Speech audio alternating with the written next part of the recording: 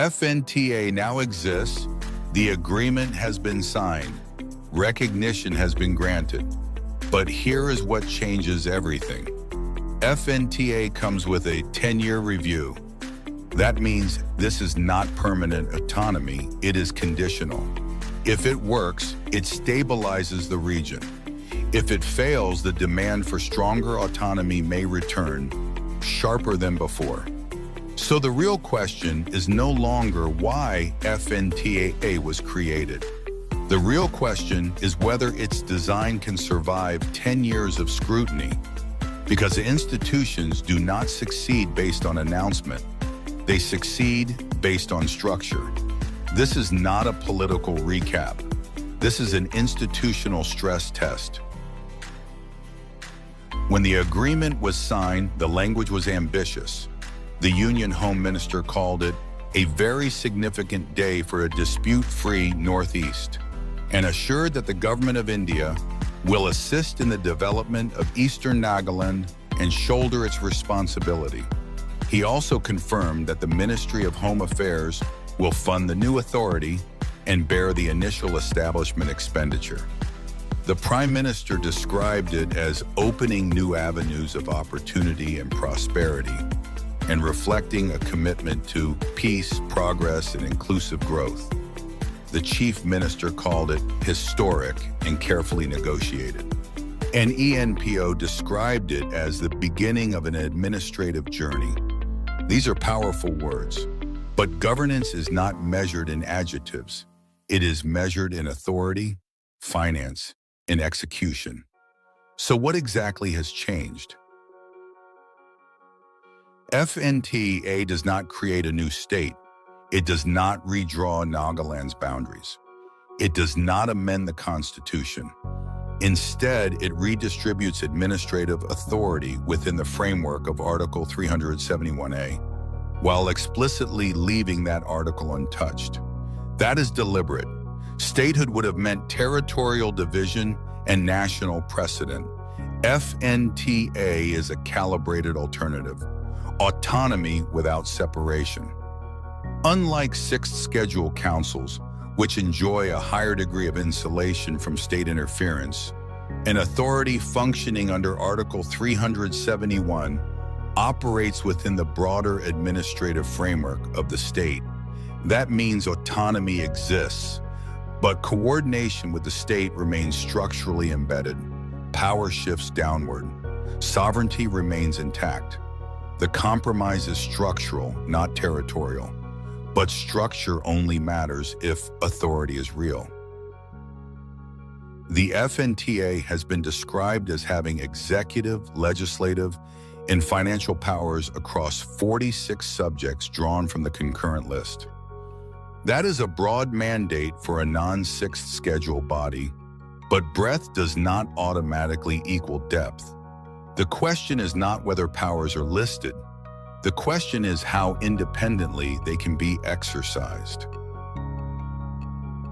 One of the most important elements of FNTA is the creation of a Mini Secretariat headed by an additional Chief Secretary or Principal Secretary. This is not symbolic, unless it becomes symbolic. Its effectiveness depends on three operational realities. Do officers posted there hold financial sanction power? Can projects be approved regionally without routing everything through Kohima? Are procurement and departmental coordination powers genuinely decentralized? Consider this practically.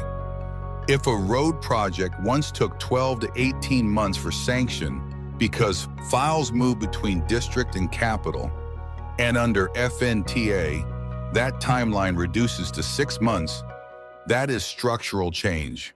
If funds allocated in April reach by May instead of December, that is decentralization in practice. But if files still require final clearance from the state capital, then authority has not moved. A building does not equal power. Approval power equals power. FNTA includes earmarked funds. Development outlays for Eastern Nagaland are to be shared proportionally based on population and area. introducing a formula-based allocation model rather than purely discretionary prioritization. The Ministry of Home Affairs has committed to funding support, including initial establishment costs. These are important structural signals, but earmarking and formula allocation alone do not create autonomy. Autonomy depends on predictability of fund release, protection from diversion, regional discretion and utilization, and clear accountability mechanisms. If financial flows remain dependent on layered state clearance, delays will persist. If funds move predictably and regionally, the authority gains leverage. Budget on paper is not the same as budget in hand, and liquidity determines whether projects move or stall. FNTA is entrusted with 46 subjects. That sounds expansive, but here is the deeper question. Are these subjects delegated or discretionary? Delegation means responsibility. Discretion means control. If policy ceilings, technical standards, and spending approvals remain centralized, then the authority manages implementation, but not direction.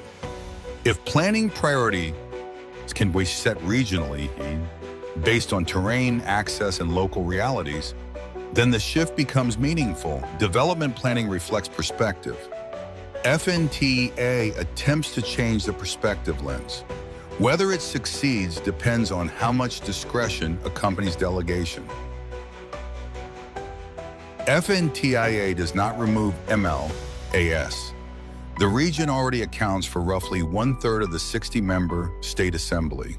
The demand was not about numerical representation.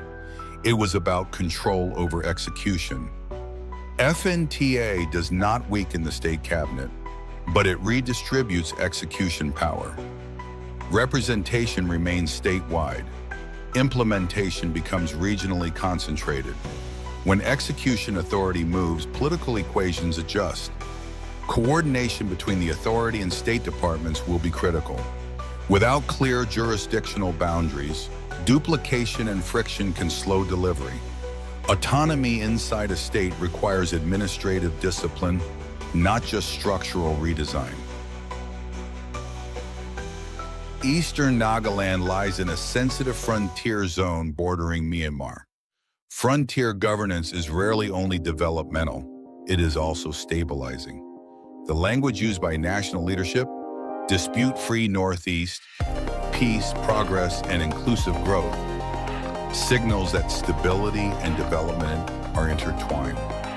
FNTA reflects that dual objective: administrative reform, political calibration. Now return to the review clause. 10 years. That is long enough for measurable change. It is also short enough for political reassessment. If infrastructure delivery accelerates, if administrative dependency reduces, if citizens experience faster approvals and visible outcomes, FNTA strengthens. If not, the arrangement risks being seen as rearrangement rather than reform. Autonomy removes excuses. If projects stall now, blame cannot automatically travel elsewhere. Responsibility becomes localized. That is both opportunity and pressure. FNTA will not be judged by subject lists. It will be judged by shorter approval timelines, predictable fund releases, improved execution speed, reduced administrative dependency, and whether citizens experience governance closer to them. If yes, decentralization has occurred. If not, FNTA becomes another institutional layer. FNTA demonstrates that India's federal system can adapt without redrawing maps. It shows that internal asymmetry can be addressed through structural innovation rather than territorial fragmentation. But whether this becomes a model depends entirely on performance. Federal flexibility earns credibility through results, not announcements. FNTA is not merely recognition, it is redesign under observation.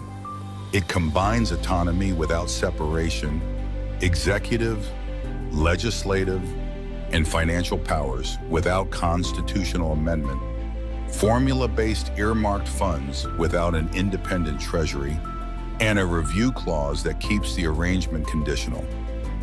The historical grievance has been acknowledged. The structural test begins now. 10 years from now, FNTA will either be cited as a model of decentralization within a state or as proof that autonomy without execution changes little, because agreements create possibility, but only institutions create change. And this institution now has a clock. This is grassroots lens. We don't just follow announcements, we follow outcomes, because agreements are signed in rooms, but institutions are tested in years. Over the next decade, FNTA's success or failure will not be decided by speeches, but by roads built, funds released, approvals shortened, and accountability made real. We will keep watching, not just this month, not just this year, but through the whole arc of implementation. If you believe governance should be measured, not just announced, support the channel so these conversations travel further, and scrutiny does not disappear when headlines do.